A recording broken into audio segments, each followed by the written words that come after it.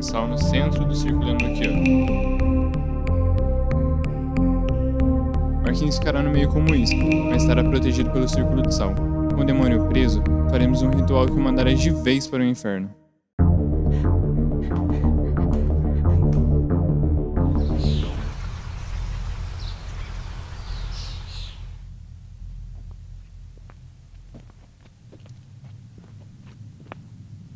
O que você está fazendo aqui? Eu sou a Kelly. O senhor deve ser o Dr. Bernardo. Como você sabe meu nome? A esposa do senhor, Dona Alice.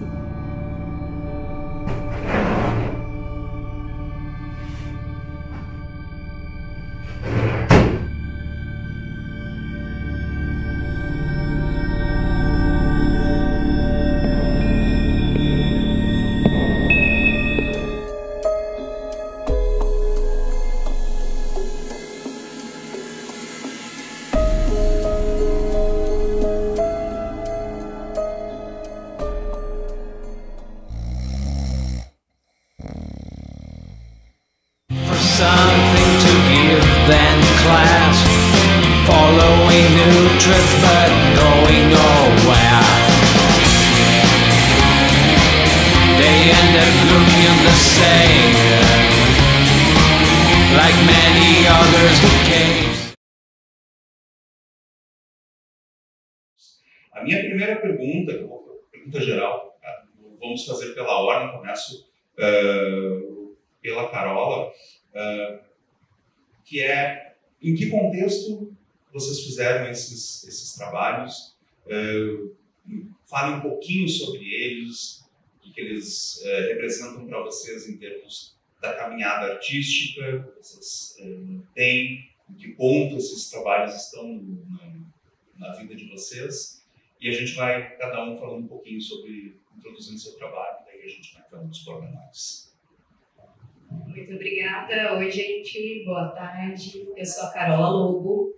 Sou a criadora da Flor Filmes, que é uma produtora de cinema feito por mulheres, com protagonistas mulheres, minorias, em Taubaté, que pega o eixo Taubaté, Pindamonhangaba e Caçapava, porque a equipe é majoritariamente formada por mulheres. Então, é o contexto de um cinema que talvez nunca tenha acontecido no Vale do Paraíba, porque é um terror feminista, que busca uma quebra de paradigmas, uma subversão das regras cinematográficas, porque a gente acredita profundamente que não basta só trazer temas feministas para o audiovisual, mas a própria mudança na forma do cinema, nessa gramática cinematográfica, que é uma gramática criada pelos europeus, é uma forma de trazer um outro olhar para o filme, a partir do cinema da crueldade, baseado no Teatro da Crueldade de Artaud, que é um cinema da fisicalidade, da radicalidade, que você sente fisicamente que a pessoa está sentindo no filme. Barba Azul Decapitado, ele é um curta-metragem baseado em um poema do meu livro Barba Azul Decapitado, que está aqui, e eu esqueci de trazer. Traga para mim, está dentro da minha bolsa. Então, eu fiz o livro, e o livro foi publicado pela editora Penalux, selo Auroras, que só publica mulheres. Ele tem essa capa fantástica, eu acho ela incrível, porque acham chocante, acham que isso aqui é um terror, entendeu? E é só uma vulva sangrando. Então, Barba Azul Decapitado parte do princípio de que o sangue feminino ele é o sangue da vida. O nosso sangue ele não mata ninguém. Ele é capaz de dar a vida. Diferentemente da quantidade de feminicídios que a gente tem, do sangue derramado pelos homens nas guerras desde que o mundo é mundo. Então, é um filme baseado num poema chamado Inconsciente Coletivo, e esses poemas foram escritos no meu diário de puerpério quando eu tive depressão pós-parto em 2015, que gerou também o filme Duda, Renascimento da Mulher Uiva. É o 5º filme da Flor Filmes e é uma tentativa de resistir a essa sociedade que quer nos matar diariamente.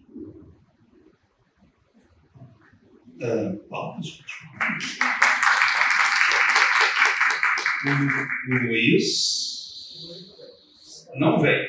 Então vamos pular para a Trícia mesmo. A cabeça, Trícia, fala um pouquinho então, sobre o contexto do filme, como ele foi feito, fala um pouquinho da tua carreira. Boa tarde. Como vocês podem ver, eu não sou originária daqui, não sou do Paraná. Eu estou aqui no Vale desde 2021. Eu sou uma professora entrando, e escritora entrando no cinema, desde 2021. Primeiro, sou escritora. Meu objeto de estudo na escrita é a história da mulher e suas lutas. Então, toda a minha literatura, que é o terror feminista, é baseado nisso. O livro que nós lançamos ano passado, digo nós, porque eu e meu roteirista lançamos ano passado, é justamente para que nós paremos, a nossa sociedade pare de normalizar esses monstros que nos matam. E o filme surgiu nesse contexto. Eu até estava ajudando o Danilo a fazer uma filmagem dos filmes dele, e eu olhei para um tobogã e falei, e se de lá descesse uma cabeça rolando? Surgiu um microconto, que virou um conto, virou um roteiro, e fizemos o filme. Um filme estilo guerrilha, com baixíssimo orçamento, R$375, e surgiu a cabeça. E está aí para trazer essa reflexão sobre violência doméstica, um pouco do movimento LGBTQIA+, discussões que ou elas são silenciadas ou são demonizadas. Muito bem. Marcos Rangel, diretor do Empathy, fala um pouco então sobre o contexto do filme. Olá, boa noite. Boa tarde. Boa tarde. O Empathy é o nosso segundo filme, né? Nosso segundo curta-metragem. A gente está iniciando nessa caminhada agora. Do nosso primeiro filme, a gente gravou com o celular. Daí, esse a gente conseguiu comprar uma câmera usada. Mas deu tudo certo. E o Empathy, ele começou a ser pensado num momento muito difícil, pessoal, que eu estava passando. Também era um momento que o Brasil não estava muito feliz no desgoverno passado. Eram momentos difíceis, né? E o sonho de sempre fazer filme e cinema vem desde pequenininho com a minha mãe. Então daí a gente já colocou a Nicole, que é minha namorada, o Phil, que é meu cunhado, e nós quatro vamos fazer filmes, vamos. Então o Empathy se trata de uma ficção num mundo pós-apocalíptico, em que nada ali precisa ser interpretado exatamente como está. As interpretações elas estão abertas. É um filme que não tem diálogo. Então o mundo ele pode ser interpretado como um mundo destruído ou de outra maneira, assim como o antagonista, o protagonista e a coadjuvante também não precisam ser interpretadas exatamente como pessoas. Então a interpretação de cada um Então é um filme que a gente fica muito orgulhoso de ter feito, porque foi nós quatro com o que a gente tinha em casa. Então o orçamento foi para gasolina do carro, que eu tinha na padaria. É um filme que a gente se orgulha muito e de estar aqui. Também quero agradecer muito a seleção do festival, porque é muito importante para a gente. Por isso que independente a gente está aqui. Então é isso, eu fico muito feliz.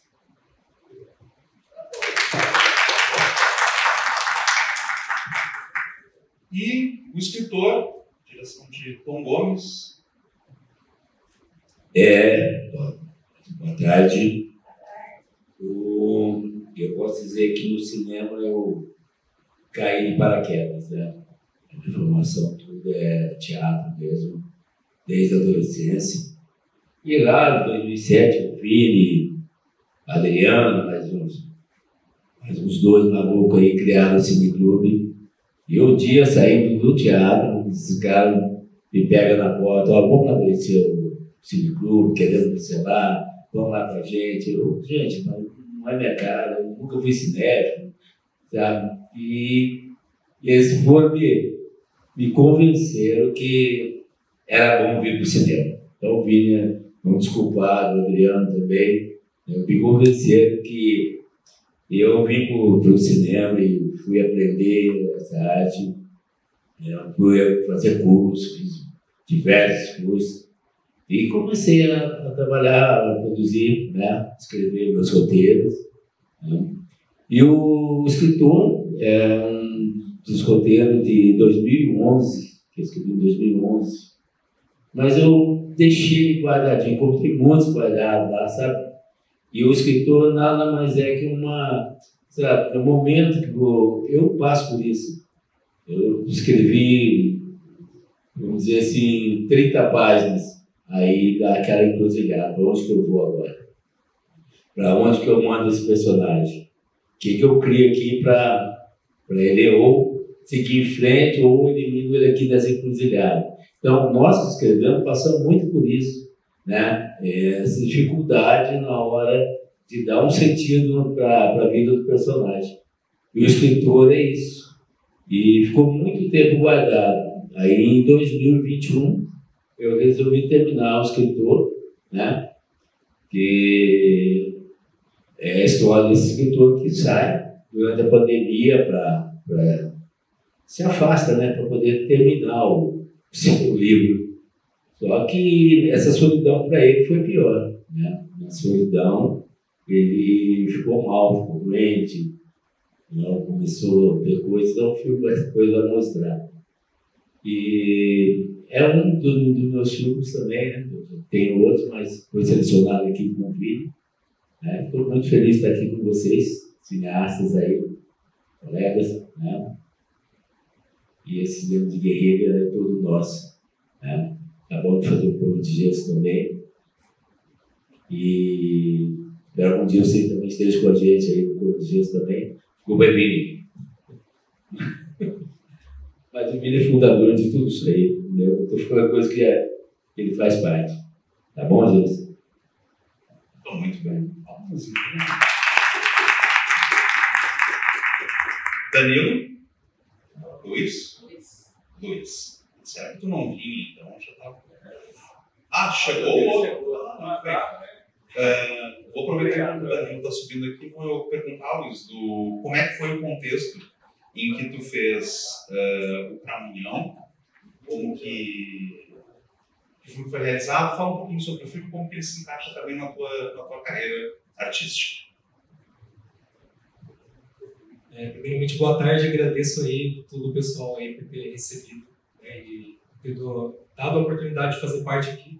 Um pessoal muito talentoso aí que eu vou acompanhando nas redes do festival, né? Então, muito obrigado aí pela oportunidade de estar mostrando, apresentando aí um pouco do trabalho, né? Uma iniciativa muito legal, interessante, assim, que está acontecendo nesse festival aqui, né? E falando um pouco sobre o curta, esse curta ele foi uma adaptação, né, de um quadrinho que eu fiz com um colega meu, né? A gente ele ilustrou e eu fiz o roteiro, a gente fez assim, né, o argumento junto, né? Inclusive eu chamei ele, talvez uma hora ele apareça aí, o Evandro Gabriel. E aí já era uma vontade assim de fazer algo relacionado ao cinema, né? Eu sou da música, mas eu sempre tenho uma paixão pelo cinema. E aí fiz também faculdade de design, lá a gente pegou algumas coisas, conceitos, né, sobre o cinema.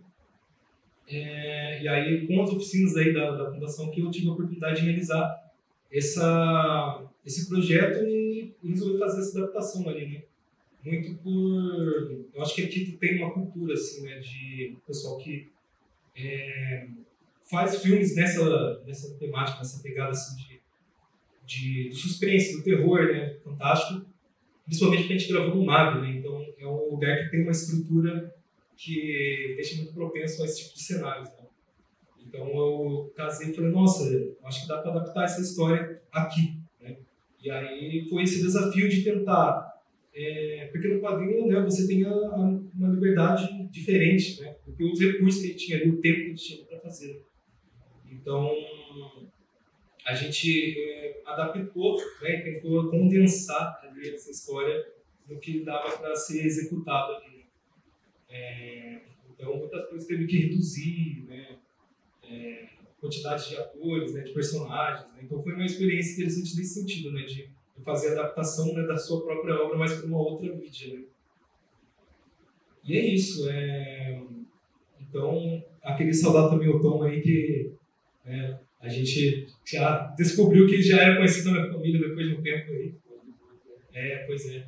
Até eu cheguei a fazer parte do Cineclube por um tempo também, e aí eu tive que sair, porque eu mudei de cidade agora justamente para seguir mais na carreira musical, mas é uma coisa que nesse curta me possibilitou trabalhar com muitas áreas, né, do cinema. Então, tipo, eu dirigi, também fiz a trilha sonora, o roteiro, óbvio, com a ajuda de pessoal, né, e a montagem também. Então, é uma coisa que eu muito gostaria que seguisse nessa área da trilha, né, e aí eu junto esses dois universos, né, da música que eu vinha do cinema, que eu estou começando agora com passinhos, né.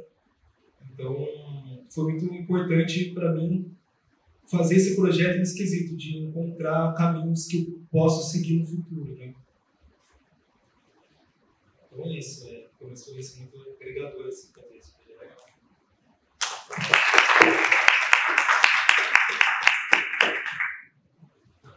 Danilo Morales, um drink para a imortalidade. Fala um pouquinho do contexto que foi feito, o que você acha na tua carreira. Boa tarde, pessoal.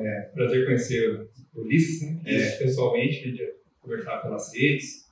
Agradecer ao Vinícius Guerreiro aqui de Jacareí, que é pioneiro, né, do cinema independente de Jacareí, dos festivais de cinema, meus amigos aí cineastas, o Tom, o pessoal do Cineclube também, fantástico, grandes guerreiros aí, a Trícia, sempre está nos filmes comigo, Carola, o pessoal aí.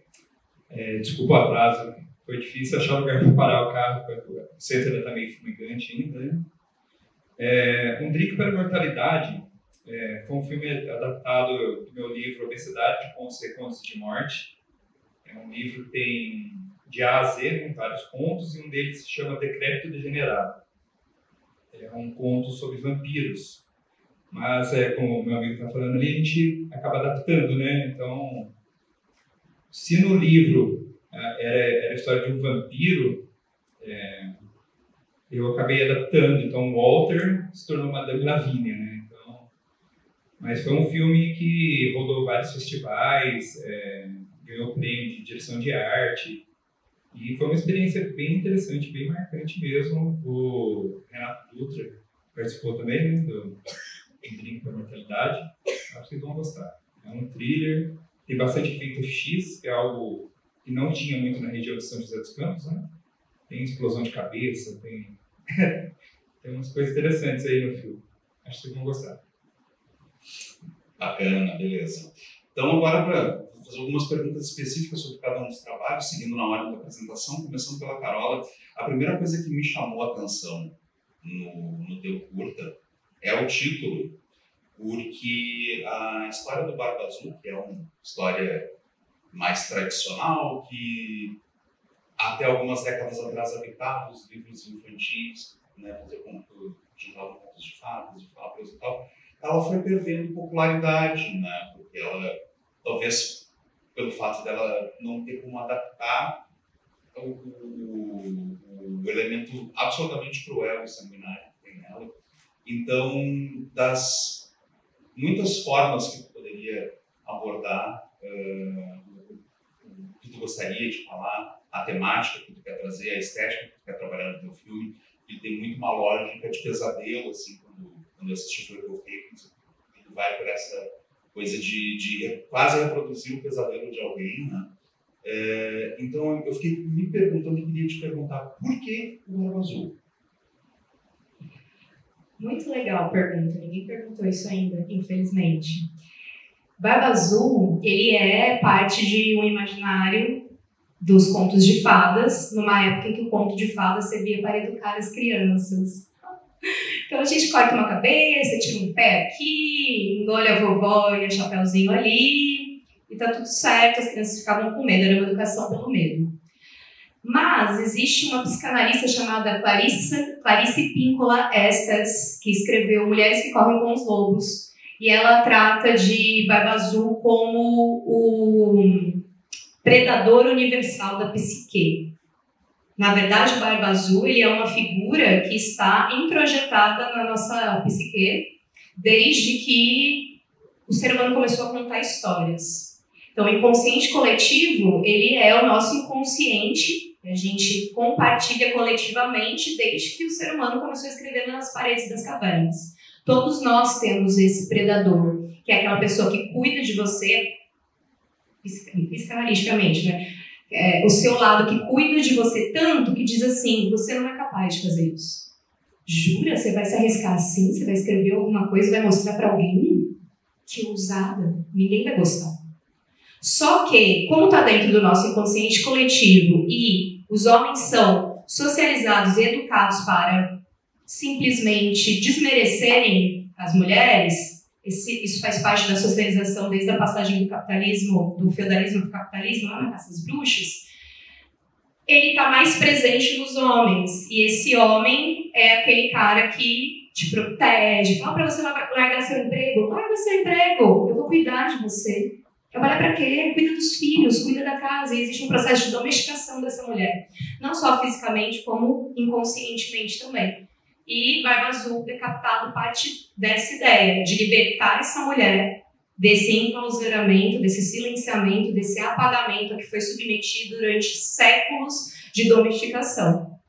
E para ela conseguir se libertar, ela precisa alcançar o seu inconsciente. Por isso a ideia de pesadelo, né? E esse inconsciente sangra, porque ele sangra a memória das nossas ancestrais. Ele sangra a nossa história, que é uma história de morte, que é uma história de sofrimento e que é uma história de resistência.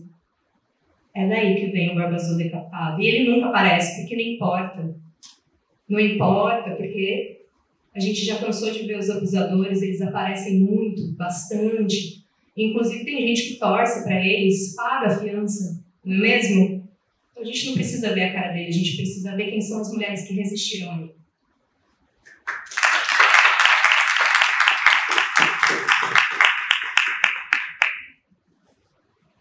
Luiz, quando eu assisti o teu filme, chega nos créditos finais, fala que é baseado numa HQ. Eu estava tendo a impressão como se a história fizesse parte de um universo maior, como se aqueles personagens pudessem ter filmes e histórias antes deles, depois deles, e foi a primeira vez que eu pensei assim, será que até um pouco já existe alguma coisa? Ou o diretor está pensando em fazer coisas depois? E daí quando chegou na coisa da história em quadrinhos, que daí eu vi que também, que é uma história que tu roteirizou, meu interesse mudou. Você pode comentar sobre isso? Se tu pensa em fazer mais coisas dentro desse universo ali que tu propõe no Pra União, e qual foi para ti, enquanto autor de uma HQ e depois um autor de um filme, adaptar? Tu já deu uma pincelada assim, eu precisei adaptar, e esse precisei adaptar me passa uma ideia de foi difícil, intelectualmente falando, criativamente falando, porque o Chico já mencionou a questão do tempo, que é o grande inimigo do cinema, que não é algo tão preponderante nas outras áreas. Então eu queria que tu comentasse como é que foi esse processo, quais foram as dificuldades que tu encontrou de transformar uma mídia na outra, porque a gente acha que os quadrinhos são muito próximos do cinema, de certa forma são,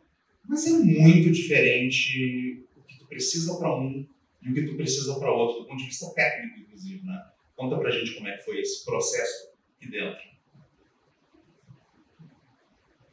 Queria falar que é muito interessante você notar isso, essa possibilidade de ter uma extensão da história, porque quando eu escrevi junto com o Evandro, né, essa história, a gente pensou em fazer algo pontual, assim, a gente escreveu para um concurso de quadrinhos de terror. Então, a gente fez uma história fechada, mas que ela já tinha um potencial para ter um universo, né, expandido. E recentemente a gente estava conversando de fazer uma adaptação e fazer uma trilogia, né? Então seria justamente essa ideia. O próximo seria um prequel, né, contando a história, porque tem o Bento e o seu sobrinho, né? E seria a história do Bento e depois um salto temporal que seria a continuação da história do Pietro, né? Então a gente ia fazer essas histórias estarem conectadas de uma maneira. E é interessante porque a gente fez o quadrinho, foi muito rápida a adaptação pro curta, né? Porque logo depois eu entrei na oficina e já veio essa ideia, o quadrinho estava muito recente. Então, quando eu pensei falei para ele da gente fazer uma continuação, também já estava pensando em fazer uma adaptação póstuma, uma adaptação posterior cinematográfica também. Então essa é a ideia que a gente pretende fazer no futuro, né? Fazer os quadrinhos e fazer os curtas em seguida, né? Que eu acho que tem um potencial para fazer pelo menos uma trilogia com coisas que se amarram, explorar um pouco mais assim, do universo, né? E respondendo assim sobre essa questão da dificuldade da adaptação dos desafios, né? Realmente foi o primeiro contato que eu tive assim, com o set, né? Então, exatamente. Nossa, desafio. E no começo, eu tive uma ajuda na direção, né, do Rafael, e no começo eu deixei muito ele livre, assim, né?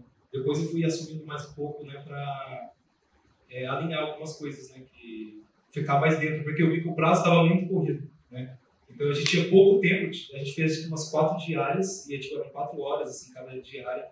Então, e aí teve, por exemplo, a primeira diária, tipo, de 4 horas, deu, tipo, 40 segundos, assim, de curto. Então, a ideia, inclusive, era fazer, chegar uns 10 minutos, em média. E teve que cortar tanta coisa que acabou ficando uns 6 minutos, né?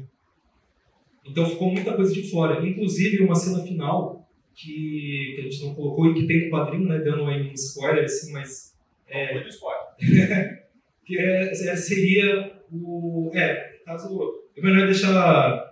Vou deixar para acompanhar, mas assim, tem uma ponta para uma continuação, que não deu para colocar no curta. Então, no quadrinho tem essa ponta já, né, esse final aberto, e no curta não foi possível fazer. Né? Então, essa foi uma das frustrações assim, de não ter colocado essas coisas por questão do tempo. Eu acho que outra coisa foi a adaptação do monstro em si, porque no quadrinho, né, você pode fazer algo muito megalomaníaco, né? E aí a gente contou nessa área da produção artística, né, da direção de arte, com a Bruna, né, que já trabalhava com isso, né, tipo, e ela mandou muito bem, ela mesma fez a caracterização dela mesma, já foi ela própria. Isso, ela fez, né, a caracterização do pessoal e fez nela, né, com a ajuda de auxiliar. Então, ela mandou muito bem isso. E aí a gente teve que fazer isso, porque mesmo no quadrinho, a gente queria passar essa ideia de ser um monstro que não revelasse tudo, ter sempre aquele mistério, tipo a sombra, e só no final mostrar essa forma, né, para a imaginação ir trabalhando, né, para depois chegar ali no resultado, né. E só que quando mostra, aí você vê, né, que é um bicho grande e tal, e tem todas aquelas coisas para assustar, e aí a gente teve que fazer isso com um material que tinha, né, de forma completamente independente. Então, adaptar essa forma de... ela construiu as coisas, construiu o chifre, usou as unhas e tal, então teve que tentar fazer esse monstro ser assustador, né, o mais próximo possível, e próximo do que existia no quadrinho, né. E também o número do elenco que eu comentei, né, porque tinham poucos atores, e inclusive alguns dos atores também participavam das partes técnicas quando não estavam atuando, né. Então, o cara que fazia o Jagunço, por exemplo, ele estava na luz uma hora quando ele não estava atuando. Então, tem que fazer muito esse jogo, foi muito multifunção, assim, né? Então, essa cena do Jagunço, especificamente, tipo, era uma cena que tinha vários figurantes, não tinha, a gente teve que reduzir para um, né? Então, foi muito essa adaptação. O que ajudou foi a questão do espaço, porque mesmo no quadrinho foi feito em um espaço só. Então, a gente usou o espaço do mapa, né? Tipo, usando, obviamente, todas as salas ali, para mostrar os ambientes da casa, mas eles passam numa casa só, então isso ajudou muito. Acho que tem uma cena só no começo do quadrinho que eles estão andando de caminhão e tal, e passam pela estrada, e enfim, a gente já colocou eles ali, já chegando no local, né, para não ter que gravar essa cena, né. Então foi muito esse processo de tomando decisões de coisas que a gente poderia reduzir sem perder a característica, né.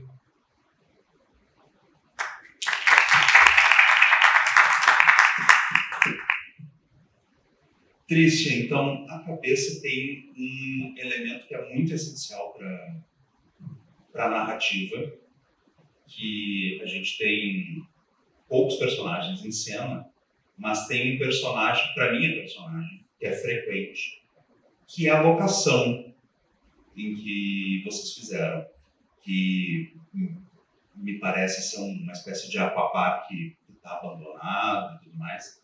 E eu fiquei pensando assim, nossa, quanto que é isso, quanto que a locação, isso nos demais filmes também é bastante essencial, onde o filme acontece, mas eu queria que tu falasse, eu fiquei curiosíssimo sobre a locação.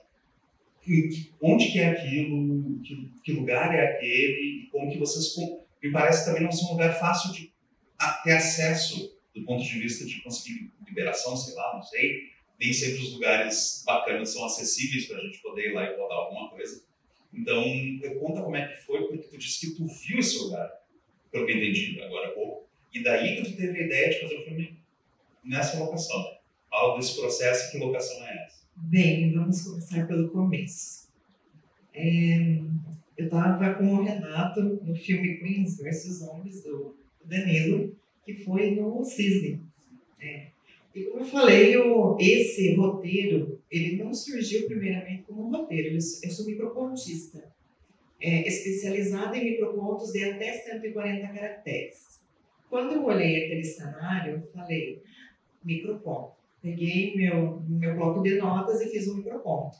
Uns 2 meses depois, eu estruturei num conto e pensei, né, estava fazendo escola de cinema na época, falei, vamos fazer a minha formação, precisava apresentar um curta-metragem de até 11 minutos, vou fazer da cabeça. E aí eu idealizei ele para o Cisne. Só que, como você falou, existem as dificuldades. Não tinha o Cisne. Nós tentamos até 3 dias antes da filmagem o Cisne, né? 3 dias. Elenco todo pronto, ninguém tinha compromisso externo naquele dia, era o sábado. E não conseguia o contato, quem tinha o contato já não dava mais certo, não consegui. Falei, e agora? Vamos adaptar, lidar com o elemento inesperado. Em Taubaté o que tem? O que nós temos? Ou sem termas. Batemos lá, na cara, limpa, batemos lá, explicamos, não sei, não dá, tá com problema, isso e aquilo, explicamos, choramos à vontade. Eu cobro X valor. Eu tenho de orçamento R$200 para te pagar.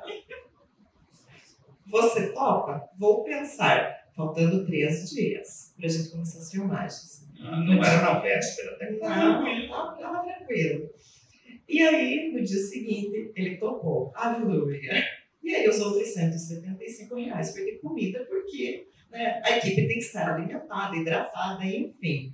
É um cenário realmente bem perturbador, porque, além de abandonado, ele pegou fogo.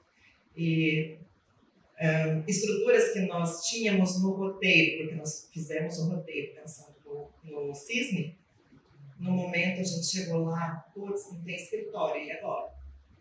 Nossa, não tem tal coisa, e agora? O ator que precisa chegar dirigindo não sabe dirigir, e agora? Isso é uma coisa bem importante perguntar para o ator quando vai convidar ele, né? Dizer se tem cena de nudez, tem cena de uso de drogas, se ele sabe dirigir. Coisas importantes. E aí, assim, lidar no cinema de guerrilha, lidar com elemento inesperado, né? Eu digo até que é fantástico. E aí nós fizemos ali a filmagem das 8 da manhã às 6 da tarde, porque nós tínhamos autorização apenas para um dia. Os milionários R$200 era só para aquele dia, então tudo teve que ser gravado naquele dia. Tinha banheiro? Não.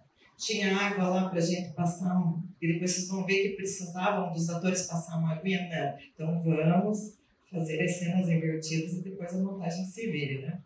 Então nós tivemos aí um ambiente bem hostil, mas fantástico, divertido. E rodaram em uma diária? Uma diária, das 8 da manhã às 6 da tarde. 6 horas, o rapazinho falou, vamos embora, e nós tivemos que sair. Parabéns.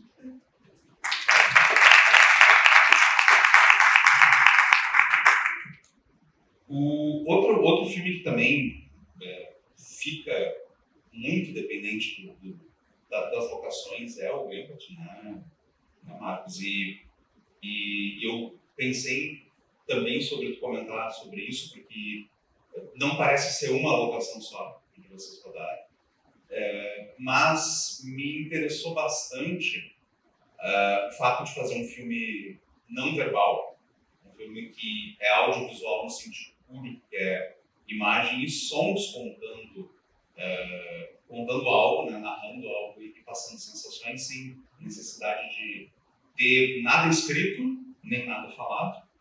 E comentou que é o segundo filme que tu diriges, né? Então, o primeiro tinha diálogo e daí tu queria no segundo fazer sem. Como é que foi esse pensamento de chegar na não verbalidade? O nosso primeiro filme foi A Mensagem de um Visitante, um filme sobre um visitante alienígena. A ideia inicial era ele também não ter nada de diálogo, só que ele, em um momento específico, tem uma frase falada e depois uma legenda escrita. Só que eu gosto muito desse nosso filme, só que a minha ideia de talvez alcançar mais pessoas mostrando, ao invés de falando, era a minha ideia. Então eu queria, vamos tentar fazer isso sem texto nenhum. Lá com a atuação, com as locações, que as locações, elas, no primeiro, segundo e terceiro ato, elas contam a história, elas progridem na narrativa. Então, e até no nosso novo filme, que a gente tem um filme mais recente, e ele é um tempo maior, ele é um filme de 20 minutos, que ele também tem zero diálogo. Então é algo que eu estou gostando de fazer, porque eu consigo mostrar mais, porque não fica algo, às vezes, muito linear ou objetivo. Então talvez a interpretação de quem está assistindo possa, nossa, mas isso aqui, mas isso aqui. E que pensem à vontade do que é aquela história. Que as pessoas possam interpretar o que elas quiserem e sentirem daquele filme. Então eu quero que as pessoas elas sintam, né, que elas gostem daquilo ou não gostem também. Fique à vontade. Mas é principalmente isso. Encaixado nisso, na questão da não verbalidade.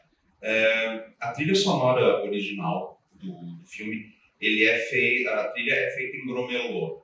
Gromelô, para quem não sabe, é uma linguagem teatral, né, que é utilizada para expressar coisas que não são palavras, e é normalmente utilizado muito em espetáculo solo, voltado para a questão da mímica e tal, como forma, inclusive, normalmente de fazer comédia, normalmente usado para isso. De onde que veio a ideia de usar essa técnica teatral para criar uma trilha sonora de uma ficção científica distópica com elementos de suspense de horror? Que é um salto muito interessante, algo descolado uma coisa da outra e tu fala disso. Então, a ideia original assim, que a gente teve é como a gente vai encaixar uma trilha sonora sem ela também dizer algo objetivo ou conclusivo, né? Por causa de uma letra de música ou algo do tipo. Então, o gromelô ela também pode ter várias interpretações. Então, como é uma viagem, na maior parte do tempo, não entrando em zona de spoilers do filme, solo, é uma personagem que ela tem do solo, eu acho que é uma música que ela, em determinado momento, ela mostra essa jornada, que ao mesmo tempo que é uma jornada pesada, é um momento para a gente refletir em cima daquela jornada. A ideia original dessa ideia do gromelô foi do Phil, que é o ator, é o músico, nós quatro fomos todos no grupo, cada um pouquinho. Mas ele também é músico, ele é artista plástico, as músicas dele são incríveis. E a minha irmã ela faz teatro, então dela, a gente em conjunto, principalmente os dois, se foi gromelô essa trilha sonora. Daí a gente, vamos tentar. Daí ele foi tocando, gravou e ele consegue fazer as coisas extremamente rápido. Eu falei, faz aí, a gente vai colocar, porque ele comprou totalmente a ideia e se tornou aquilo. É uma música que a trilha sonora para mim ela é a alma do visual, né? As duas andam de mãos dadas. Então, eu acho que ele fez um excelente trabalho. Assim, então,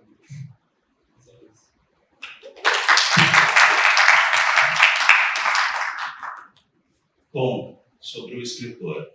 Tu veio do do teatro, então eu sei que o pessoal do teatro gosta de provocação. O pessoal do cinema não é muito chegado. Não gosta. Um pouco menos do que o pessoal do teatro. Então, minha provocação foi para um lado que me chamou a atenção logo quando eu abri o filme para assistir. Eu pensei, eu preciso perguntar para esse cara essa pergunta que eu vou te fazer agora. O filme tem 29 minutos. É o mais longo da mostra. Estava querendo fazer um curta-metragem ou um mini-longa? Bem, na verdade era um curta-metragem, né? Acabou virando mini-longa, né? Até porque eu estava dentro do roteiro e é aquele momento que você, como diretor, né? Você fica naquela encruzilhada, sabe? Tirar um trecho do filme para deixar ele em 20 minutos. Então, esse daqui está com 29 minutos. Eu tenho o outro que realmente é 22 minutos. Né? Porque tem festivais que, né, aceita até 20, outros pode ser até 30 minutos. Então, eu tenho um outro que é algumas cenas, eu tirei algumas cenas e estão com 22 minutos. Mas a ideia inicial realmente é deixar o 29 minutos, que é o roteiro, realmente, todo o roteiro está nesse filme. E quanto tempo vocês fizeram? Quantos dias? Porque assim, vai cinema mais, vou usar a palavra industrial, não a palavra profissional, porque existem várias formas de fazer audiovisual de forma profissional.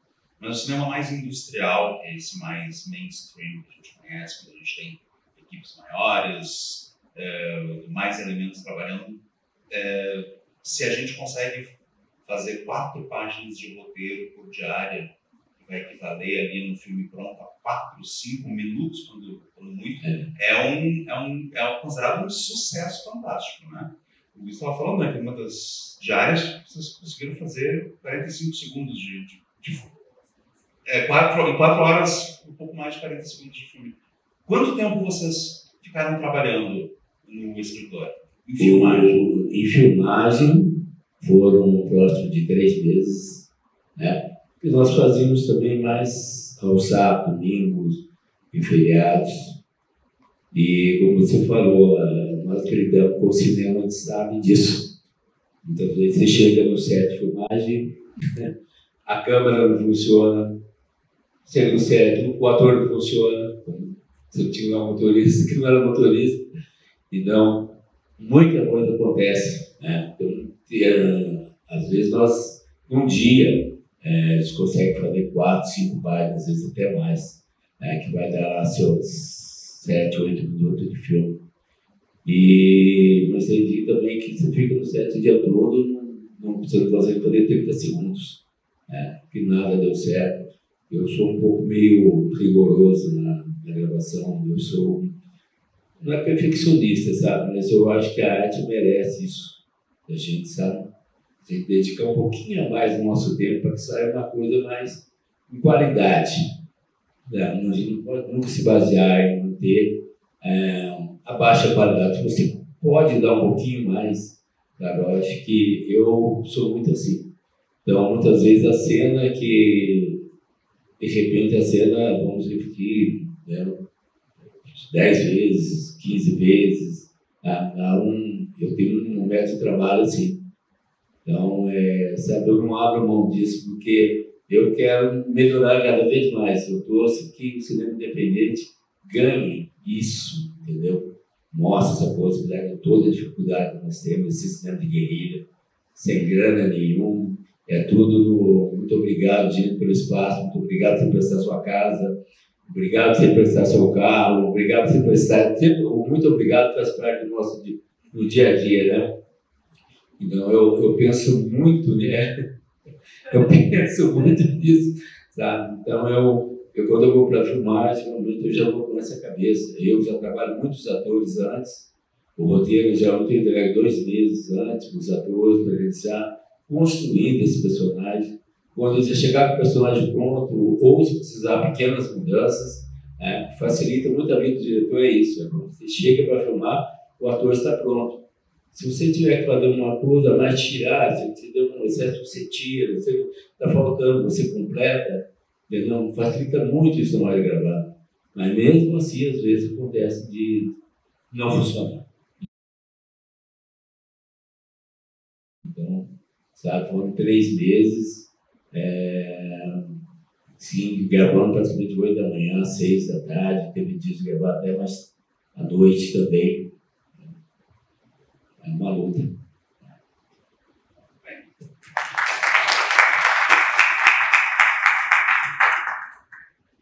Danilo, Um Drink para a Imortalidade faz uma referenciazinha ao Um Drink no Inferno, título nacional, né? O filme do Robert Rodrigues, roteiro do Quentin Tarantino, na época o George Clooney se divertia fazendo filmes ainda, né? Porque é o protagonista hoje, ele faz coisas sérias, né? Mas o título nacional é Um Drink no Inferno, que é muito mais divertido que From Dusk Till Dawn, que é o título original, que é Do Anoitecer ao Amanhecer, que não fala muita coisa. O teu filme, ele tem bastante ambição, eu diria, e eu acho que não é à toa que o Vinícius decidiu colocar ele como encerramento da mostra, porque ele tem um elenco bastante grande, mais de uma locação. Tu já mencionou, existe um trabalho de efeitos, né, de VFX, que é mais complexo, mais sofisticado, que não é tão simples assim de vai lá e filma, exige uma preparação. Como é que foi lidar então com todos esses elementos e qual era a tua pretensão de como o filme sairia, né? Porque quando a gente tem uma ambição ou fazer algo com, de repente, tudo que eu consigo, a gente ambiciona algo. Fala um pouquinho sobre isso. Então, na verdade, o Um Drink para a Imortalidade, né, referência direta mesmo a, né, Um Drink para o Inferno, que é um filme que, quando eu era garoto ainda, e realmente foi algo ali que me deixou extasiado, aquele filme, né? Até o trailer eu só assisti repetidas vezes, também esse filme é bom demais, né? E ainda é um dos filmes que eu gosto mais do Tarantino, junto com o Kill Bill. Mas todos os filmes do Tarantino são fantásticos, né? Esse filme, na verdade, ele vai integrar uma longa-metragem que vai sair agora em agosto de 2024, que se chama Drops from Hell. São 8 diretores. O legal dessa antologia é que ela tem uma maioria de mulheres na direção, então são 5 mulheres e 3 homens. Então é algo legal, né? Tipo, trazer mais mulheres para a direção. Então a gente vê a Carol, a atriz, então é algo realmente fantástico. Então tem a Larissa Anzoateg, tem a Pomba Cláudia do Rio Grande do Sul, tem também a Michelle Rodrigues, Alice de Lara, Karen Furbino, tem uma galera aí, Rubens Melo, Lula Magalhães, né? Esse filme foi o filme de curta-metragem que eu mais gastei dinheiro, né? Foi um gasto de R$16 mil, levando em conta que a maioria dos meus curtas eram com R$1.000, né? Coisa assim. Então, foi realmente para cinema não é nada, 16 mil, mas pra gente é muito, né? Um ralo para visitar esse filme. Ele foi pioneiro em São José dos Campos no sentido de trazer a FX, né? Pelo menos eu desconheço que tenha tido filmes com FX em São José dos Campos. A maquiagem também, maquiador de alto nível lá de São Paulo, né? O Denis Dalbello. E 4 atrizes também muito boas lá de São Paulo que eu trouxe, junto com um elenco fantástico que tinha em São José dos Campos também. O filme foi gravado em 3 diárias.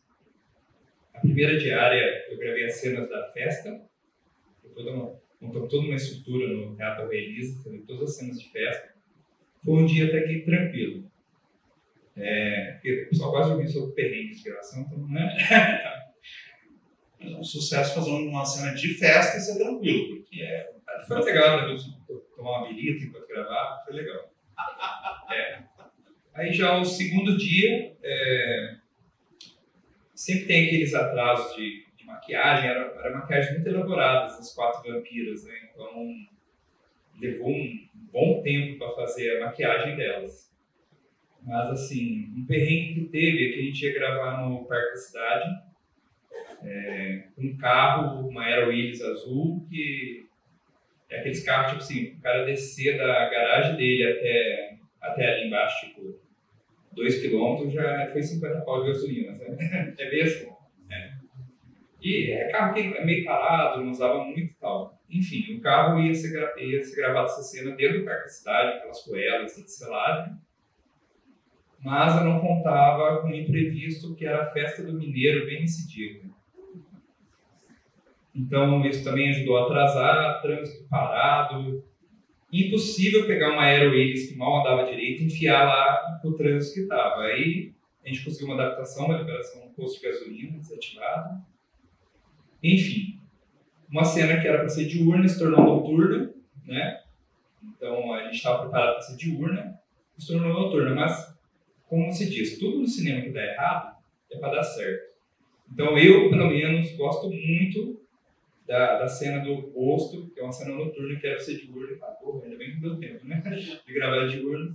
Mas foi um perrengue total, teve que pegar o vizinho, pedir luz emprestado, porque não tinha luz no local e tal. Enfim, gravações que eram para acabar às 11 da noite, encerraram às 4 da manhã e às 7 eu já estava de volta indo para o 7 para gravar. Um dia de muita pauleira, rolou bem até mais ou menos às 4 da tarde. Falei, nossa, que legal, tá no cronograma, tudo certinho. Mas na hora que entrou o FX, aí o negócio dá uma, né? Porque o FX é uma cena que leva... Se você piscou, você não vê a cena. Tá? Explodiu a cabeça em 5 segundos. Mas para fazer a bendita da cena, você leva umas boas 2 horas ali, né? Enfim, aí teve algumas dificuldades também. A atriz principal tinha feito uma cirurgia no nariz. Aí tinha que fazer a maquiagem, que era de monstro no nariz, né? Não podia ficar muito tempo com maquiagem e tal. Mas enfim, é um filme que eu gostei bastante. Achei legal.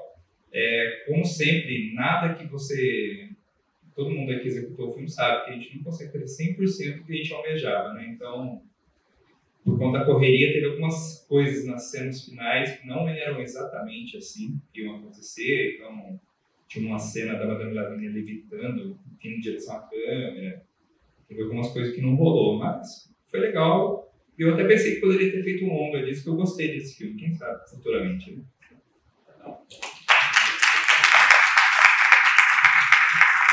Vinícius, não sei se vai dar tempo de a gente fazer uma pergunta do público ou se tu quer que a gente saia correndo aqui de cima. Tá. Alguém tem pergunta para fazer? Algum de vocês aqui no palco gostaria de fazer pergunta para outra pessoa? Sim. Ninguém levantou a mão. Vou fazer para você, porque eu percebi que você gosta de ficção científica. E muitas vezes a ficção científica atrelada ao horror, ela não fica boa, não. Né? Dá uma escorregada ali, alguma coisa. E você é uma pessoa que finaliza muito bem, tem um drama também naquilo que você está fazendo. Então, eu queria que você falasse um pouco a sua pretensão, isso é uma pergunta, né? E a sua pretensão é continuar na ficção científica? Então, eu gosto muito de um drama. Eu adoro um drama, mas... na verdade, eu tenho a intenção de explorar o fantástico na maior das hipóteses, das vertentes. Aliás, o nosso novo filme é sobre piratas. É uma temática já de época, é um mundo paralelo, mas tão filme de época com piratas. Então, eu quero cada... Então, eu quero cada vez explorar vários mundos e mundos diferentes, porque os livros que eu lia, como Cinturas em Série, e filmes que eu assistia também, tanto nacionais, internacionais, japoneses, franceses, dos Estados Unidos, são filmes que me faziam viajar. Então, quando eu assisti, por exemplo, pela primeira vez o Retorno do Senhor dos Anéis, eu fiquei deslumbrado com aquilo, que quero fazer. Quanto mais eu puder explorar o cinema fantástico, mais mundos, mais histórias, mais personagens, mais criaturas, eu quero ir para essa área.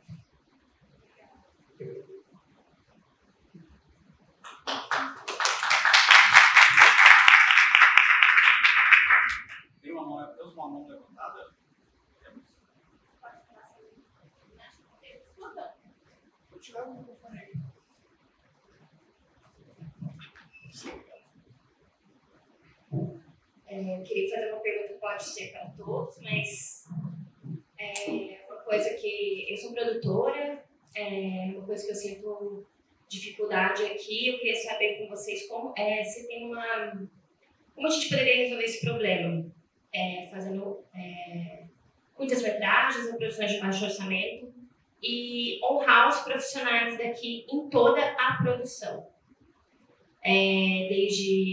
Mais especificamente para o Danilo, porque eu entendo que o senhor dele precisa mesmo, mas eu fiquei pensando, como que a gente conseguiria honrar os maquiadores daqui para que conseguisse fazer produções tão específicas quanto essa, para que a gente pudesse ter uma produção do interior, majoritariamente, exclusivamente, eu diria, porque eu acho que é isso que o interior tem muito potencial. Eu tento e acho que a gente consegue, porque a gente é uma premissa das nossas produções aqui, fazer com que a gente tenha aqui, tirar o máximo que a gente tem dos profissionais em toda a cadeia produtiva e elenco. Então eu queria saber se tem um jeito da gente começar a trazer as expertise da capital para o interior, para a gente, que a gente consiga falar que toda a nossa produção, desde equipe técnica e elenco, foram do interior. E fazer maravilhosamente como a gente faz, mas que todos pudessem ser do interior. Bom, nas minhas produções, uma média de 90%, e alguns 99% aí é gente daqui da região mesmo. Os atores, a gente acaba adaptando muito da gente do teatro, né? Porque não tem ator de cinema. Então, hoje em dia eu posso dizer que eu sou muito próximo do pessoal do teatro, principalmente de São José dos Campos. Então, o pessoal do teatro já praticamente tem essa dobradinha, teatro e cinema. O pessoal já acostumou com isso. Então, o elenco, a maioria de São José dos Campos, mas que nem esse das vampiras aí, elas são de São Paulo. Às vezes tem um pessoal de São Paulo que é legal trazer também. Às vezes até algum conhecimento específico que a gente não tem. Por exemplo, o efeito FX não tinha aqui, mas a gente pode dizer que tem. Hoje, porque o rapaz que veio de São Paulo, ele acabou montando uma equipe aqui de São José, né, de São José dos Campos, e essa equipe hoje faz FX. Que nem eu acabei de gravar um filme agora, que eu não sou o diretor, mas eu estava na produção, que é o Lobos e Cordeiros. Quem fez o efeito FX com um aprendiz do cara de São Paulo, porque também carece trazer o pessoal de São Paulo, né? Então já trouxe isso para cá. Maquiagem FX, que nem esse filme, foi o Denis Dalbello. Mas eu trabalho muito também, por exemplo, com o Gustavo Oliveira, que é de São José dos Campos, também esteve no Lobos e Cordeiros, e também maquiagem normal, assim, também, geralmente o pessoal daqui, né? Essa maquiagem não precisa nada muito elaborado e tal. Mas é isso, a ideia é sim a gente conseguir aproveitar o máximo da região mesmo, né, para valorizar o pessoal da região.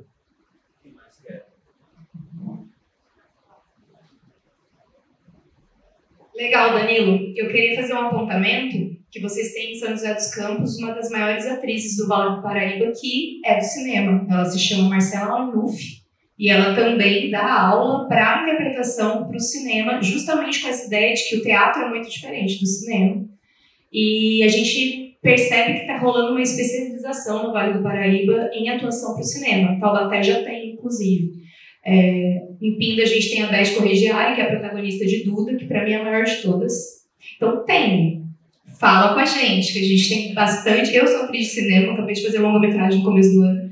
Então, assim, eu acho que o que falta é a gente descentralizar de São José dos Campos. Porque o Vale não é São José. O Vale é Jacareí, o Vale é Caçapava, o Vale é Taubaté, o Vale é Guará. Tem muita gente sensacional em Guará. Então, liga para nós.